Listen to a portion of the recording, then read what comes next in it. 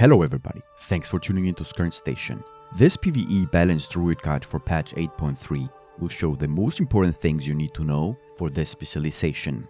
In this video we will go through the strengths and weaknesses, the recommended builds and talents, the top Azurite traits as well as the stat priority, the essences that you should use, as well as the best corruption effects in the game. Last but not least, we'll talk about the combat rotation. Before we start, don't forget to leave a like if you enjoyed this video and subscribe for more guides and gaming videos on this channel. Without further ado, let's start with the strengths and weaknesses. Overall, Balance Druids are an awesome and fun class to play.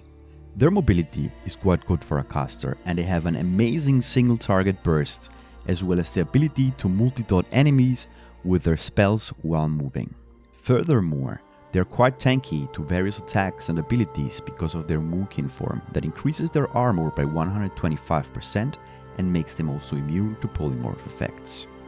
They also bring excellent utility for group content. Their weaknesses are that a good portion of their cleave is limited to an 8-yard radius and they have a relatively weak multi-target burst.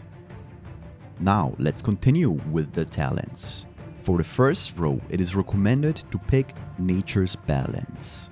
In some special cases, Force of Nature is an option if you do Mythic Plus and want to help out your tank in oh shit scenarios. The second row is pure preference, but I recommend to pick Renewal for a quick 30% self-heal. In the third row, pick Restoration Affinity that grants you the awesome passive ability Ysera's Gift, which heals you or nearby allies if you're at full health for 3% of your maximum health every 5 seconds. In the fourth row, I recommend to pick Typhoon. This active ability knocks back all enemy targets within 15 yards in a cone in front of you. This is very useful in some situations to interrupt casters or drop enemy players from a cliff. In the fifth row, Star-Lord is the default choice for most encounters at this point in the expansion, because it generates more astral power than any other choice on this row.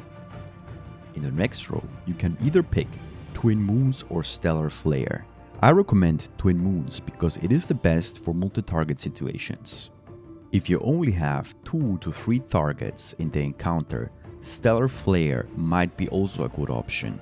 Although it is to note that this is an active ability that you have to fit into your rotation.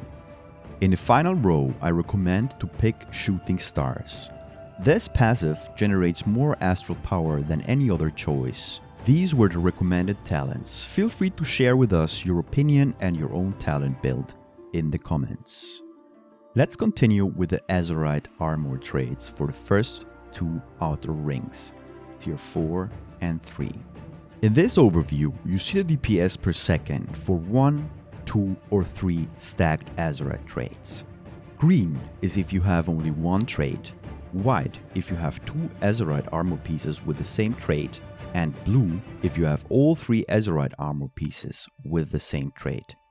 Streaking Stars is the best and strongest for the 2 outer rings, and it's currently the optimum. In this second graph, you see that Overwhelming Power is the best Azurite trait for the tier 2 ring.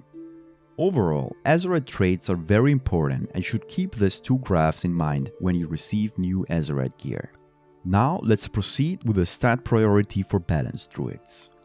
According to simulations, the best possible stats at the moment would be the following: Crit at around 40%, Haste at 30%, Mastery at 10% and Versatility at 20%. It is important to keep this order in mind when you get new gear. Critical Strike first, Haste second, Versatility third and Mastery fourth. Essences are also a key part that you require to do good damage. I recommend to pick Vision of Perfection as your major essence. Concerning your minors, you should always be picking Breath of the Dying and Focusing Iris. World Vein Resonance is a good third option if more people in your group or raid are using this essence. If someone is using it, always pick it. Alternatively, you could use Conflict and Strife the PvP essence, which is also very good as a third essence. If you don't want to pick these two essence, Unbound Force would be a less optimal alternative. With patch 8.3, Blizzard introduced the corruption effects. In my opinion, the best corruption effects for Balance Druids at the moment is Twilight Devastation, Twisted Appendage, and Void Ritual. Infinite Stars is theoretically the best, but I have used it and the damage output and proc chance is not as good as the simulations show. Here it's quite random what effects you get from the loot. If you happen to get Twilight Devastation, use it. Now that we know all important stuff concerning the Balance Druids, let's proceed with the combat rotation. The single target rotation is as follows. When you start combat, apply Moonfire and Sunfire, and if you spec it, also Stellar Flare on your targets. Cast Star Surge to consume your astral power. Star Surge grants you a charge of lunar and solar empowerment. These empowerments cap at 3 stacks, and they are consumed by using either Lunar Strike or Solar Wrath. It is important to avoid generating empowerment charges when you are at maximum capacity. Alternate Solar Wrath and Lunar Strike while you have Lunar and Solar Empowerment. If you don't have any empowerments, then use Solar Strikes on your target. Keep in mind that you should never cap astral power. Use your Star Surge. The multi-target rotation for Balance Druids is as follows. Cast Starfall to consume your astral power if you have more than 6 enemies. If not, I recommend to use Star Surge instead. Apply, as in the single target rotation, Moonfire and Sunfire on your targets, if they will live longer than 6 seconds. Cast Solar Wrath and Lunar Strike to consume your solar and lunar empowerments. Be sure not to cap either of these two.